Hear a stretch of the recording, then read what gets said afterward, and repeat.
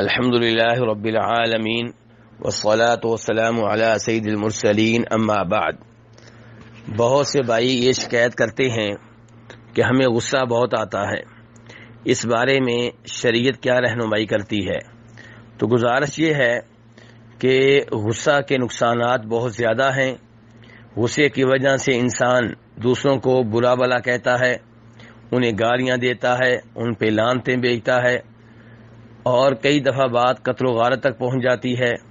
کئی دفعہ انسان بیوی کو غصے کی وجہ سے طلاق دے بیٹھتا ہے، جس سے گھر تباہ و برباد ہو جاتا ہے اور بچوں کا مستقبل جو ہے وہ تابناک نہیں رہتا بلکہ تاریک ہو جاتا ہے۔ اس لیے انسان کو چاہیے کہ اپنے آپ کو غصے سے محفوظ رکھے۔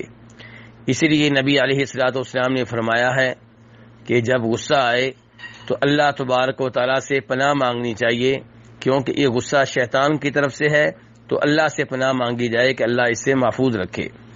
امام بخاری اور مسلم روایت کرتے ہیں جناب سلیمان رضی اللہ عنہ سے کہ میں نبی علیہ الصلوۃ والسلام کے پاس بیٹھا ہوا تھا، دو آدمی ایک دوسرے کو برا بھلا کہہ رہے تھے، ان میں سے ایک کا چہرہ سرخ ہو چکا تھا اور اس کی رگیں پھول چکی تھیں۔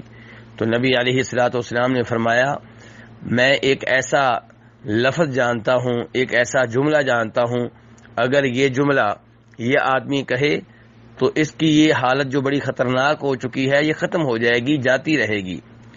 پھر آپ نے فرمایا اعوذ باللہ من الشیطان، اگر یہ کہے کہ میں اللہ کی پناہ میں آتا ہوں شیطان سے محفوظ رہنے کے لیے، تو اس سے اس کی یہ حالت جو غصے پہ مبنی ہے ختم ہو جائے گی۔ تو یہ نبی علیہ الصلوۃ والسلام کی طرف سے غصے کا ایک علاج بتایا گیا ہے۔ دوسری حدیث میں آپ فرماتے ہیں، جسے امام احمد رحمہ اللہ روایت کرتے ہیں، کہ جب تم میں سے کوئی غصے میں آئے تو اسے چاہیے کہ خاموش ہو جائے، کیونکہ جو آدمی غصے کی حالت میں بات کرے گا، اپنے منہ سے کوئی الفاظ نکالے گا، تو خطرہ یہ ہے کہ وہ الفاظ اچھے نہیں ہوں گے۔ ہو سکتا ہے اس کے منہ سے کوئی ایسا لفظ نکل جائے جو کفریہ ہو سکتا ہے اس کے منہ سے کسی مسلمان بھائی کے لیے لعنت کے الفاظ نکل جائیں، ہو سکتا ہے کوئی طلاق کا لفظ نکل جائے۔ اس لیے شریعت نے اس موقع پہ کہا ہے کہ خاموش رہنا چاہیے۔ نبی علیہ الصلوۃ والسلام نے غصہ آنے پہ پرسکون رہنے کا حکم بھی دیا ہے۔ چنانچہ نبی علیہ الصلوۃ والسلام فرماتے ہیں کہ جب تم میں سے کوئی غصے میں آئے اور وہ کھڑا ہو تو اسے چاہیے کہ بیٹھ جائے۔ اگر غصہ پھر بھی ختم نہ ہو تو اسے چاہیے کہ لیٹ جائے۔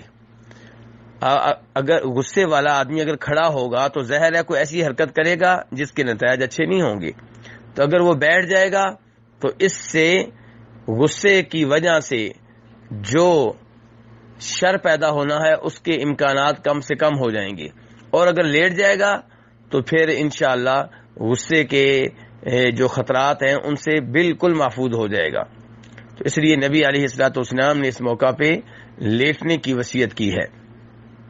نبی علیہ الصلوۃ والسلام کے پاس ایک صحابی آئے اور کہنے لگے اللہ کے رسول اوصنی، مجھے کوئی وصیت کریں، کوئی نصیحت کریں۔ آپ نے فرمایا لا تغضب، غصے میں نہ آیا کرو۔ اس آدمی نے پھر کہا اب کوئی اور وصیت کریں۔ آپ نے پھر یہی کہا لا تغضب، غصے میں نہ آیا کرو۔ اس نے کہا پھر مجھے کوئی نصیحت کریں، اس کے بعد کوئی اور نصیحت کریں۔ آپ نے پھر فرمایا لا تغضب، غصے میں نہ آیا کرو۔ اس حدیث کو امام بخاری نے روایت کیا ہے۔ اس سے آپ اندازہ لگا سکتے ہیں کہ کتنی بڑی یہ نصیحت ہے کہ غصے میں نہ انسان آئے، کہ آپ نے 3 بار یہی نصیحت کی ہے۔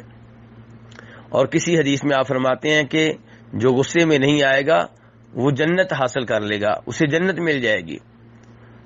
اور نبی علیہ الصلوۃ والسلام ایک اور حدیث میں فرماتے ہیں کہ جو آدمی غصہ پی لے جبکہ اسے اس بات کی قدرت تھی کہ غصہ آنے پہ وہ اس سے انتقام لے جس پہ غصہ آیا ہے، اسے سزا دے جس پہ غصہ آیا ہے، لیکن وہ پھر بھی کوئی آدمی اپنے غصے پہ کنٹرول کرتا ہے اور کوئی ایسی حرکت نہیں کرتا جو شریعت کے منافی ہو، تو حدیث کا مفہوم یہ ہے کہ نبی علیہ الصلوۃ والسلام فرماتے ہیں اللہ تعالیٰ ساری مخلوق کے سامنے اسے روز قیامت بلائیں گے اور اسے اختیار دیں گے کہ حوروں میں سے جو حور لینی ہے وہ لے لو۔ کہیں پہ نبی علیہ الصلوۃ والسلام یہ فرماتے ہیں، اور بخاری مسلم کی حدیث ہے، کہ پہلوان وہ نہیں ہے کہ جو جس سے مقابلہ ہو اسے پچھاڑ دے، فرمایا بلکہ پہلوان حقیقی معنوں میں وہ ہے جو غصے کے وقت اپنے نفس پہ کنٹرول رکھے، اپنے آپ پہ کنٹرول رکھے، غصے سے باہر نہ ہو، آپے سے باہر نہ ہو۔ نبی علیہ الصلوۃ والسلام کو کئی دفعہ لوگوں نے غصہ دلایا لیکن آپ نے صبر کیا۔ البتہ یہ بات ذہن میں رہے کہ اگر شریعت کی خلاف ورزی ہو رہی ہو تو پھر اللہ کی وجہ سے غصے میں آنا چاہیے، اور نبی علیہ الصلوۃ والسلام اللہ کی وجہ سے غصے میں آتے تھے۔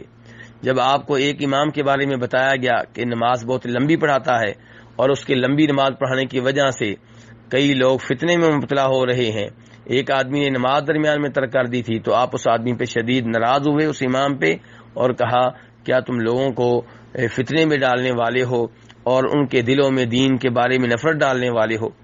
ایسے ایک دفعہ جب آپ اپنے گھر میں آئے جناب عائشہ کے گھر میں تو دیکھا کہ پردہ لٹکا ہوا ہے اور پردے میں تصویریں ہیں جاندار چیزوں کی، تو آپ شدید ناراض ہوئے، حتیٰ کہ اس پردے کو پھاڑ دیا گیا۔ پھر آپ گھر میں داخل ہوئے۔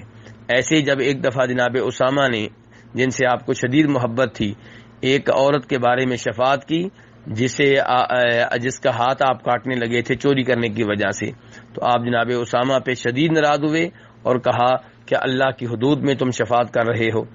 تو اس سے پتہ چلا کہ جب ہمارے گھروں میں شریعت کی خلاف ورزی ہو تب ہمیں غصے میں آنا چاہیے، لیکن افسوس یہ ہے کہ جب شریعت کی خلاف ورزی ہوتی ہے تب ہم غصے میں نہیں آتے، تب ہم ٹس سے مس نہیں ہوتے، تب ہمارے کانوں پہ جوں بھی نہیں رینگتی، لیکن جب ذاتی معاملہ ہوتا ہے پھر ہم شدید غصے میں آ جاتے ہیں اور اپنی بیگم کو ڈانٹتے ہیں، برا بلا کہتے ہیں، طلاق دینے تک جاتے ہیں، بچوں کو مارنے تک جاتے ہیں، جبکہ نبی علیہ الصلوۃ والسلام نے فرمایا، صحیح حدیث ہے، تم میں سے سب سے بہتر وہ ہے جو اپنی بیگم بچوں کے لیے سب سے بہتر ہے۔